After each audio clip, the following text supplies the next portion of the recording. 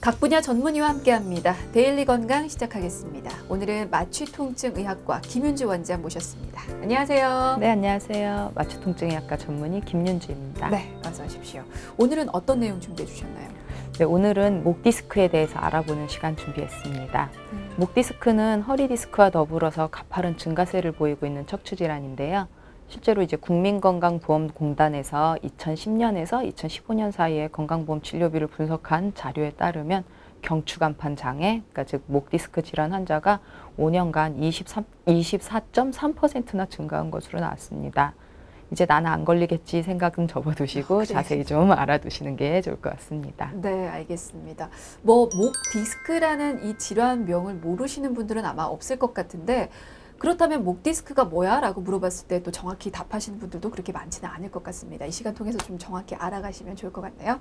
자, 목 디스크가 어떤 질환인지부터 좀 여쭤볼게요. 정확한 의학적 명칭은 경추 추간판 탈출증입니다. 네. 추간판 탈출증은 말 그대로 디스크가 튀어나오거나 아니면 파열된 것을 말하고요. 네. 추간판 탈출증 외에 경추뼈에서 뼈 돌기가 자랐을 때도 유사한 증상이 나타날 수 있습니다.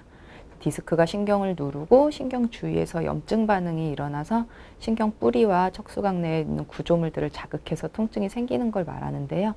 이런 경우를 다 같이 합쳐서 의학용어로 신경근 병증이라고 부르고 일반적으로는 이제 목 디스크라고 부르는 겁니다. 네.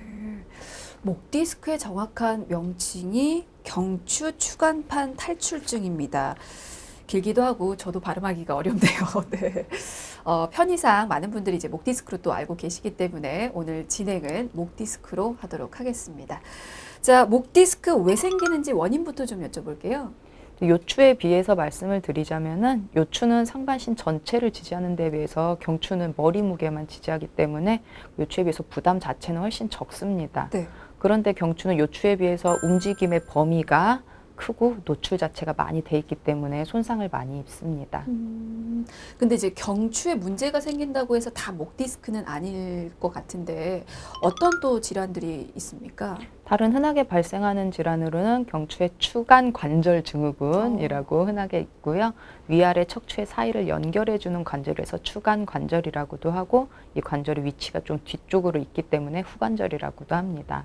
그래서 경추의 이 추간 관절이 점차 닳는 퇴행성 변화나 뭐 이렇게 손상을 입었을 때 발생하고요. 이런 경우는 보통 목이나 어깨에 뭐가 올라와서 짓누르고 있는 것 같다. 그런 묵직한 통증이 주로 있고 목을 움직이는 데 좀 제한이 생기고요. 문제 있는 추간관절 부위를 눌렀을 때 통증이 발생을 하기 쉽습니다. 근데 뭐 요즘은 정말 스마트폰 안 쓰시는 분들이 없고 컴퓨터 다 쓰시기 때문에 일자목, 거북목 증후군 많이들 앓으시잖아요. 근데 그런 변형을 방치하면 또 이런 목 디스크가 올 수도 있는 거죠. 네, 요즘 이제 컴퓨터 핸드폰 때문에 젊은 분들은 일자목, 거북목 아닌 분을 찾기가 네. 어려울 정도입니다. 네. 정상적으로 경추는 앞쪽으로 이렇게 굴곡이 있는 C자 형태를 가져야 되는데요. 턱을 앞으로 이렇게 빼는 자세가 지속적으로 반복이 되다 보면은 C자 형태가 점점 일자로 변하게 되고 더 진행이 되면은 아예 방향이 반대로 바뀌어 버리는 거북목으로 변하게 됩니다. 그래서 그렇게 경추 각도가 변하게 되면 정상적으로 디스크가 견딜 수 있는 하중보다 더 많은 하중이 목에 실리게 되고요. 그러면서 퇴행성 변화가 빠르게 진행해서 목 디스크 질환, 추간관절 증후군 같은 질환으로 발전할 가능성이 더 높아지게 됩니다. 그렇군요.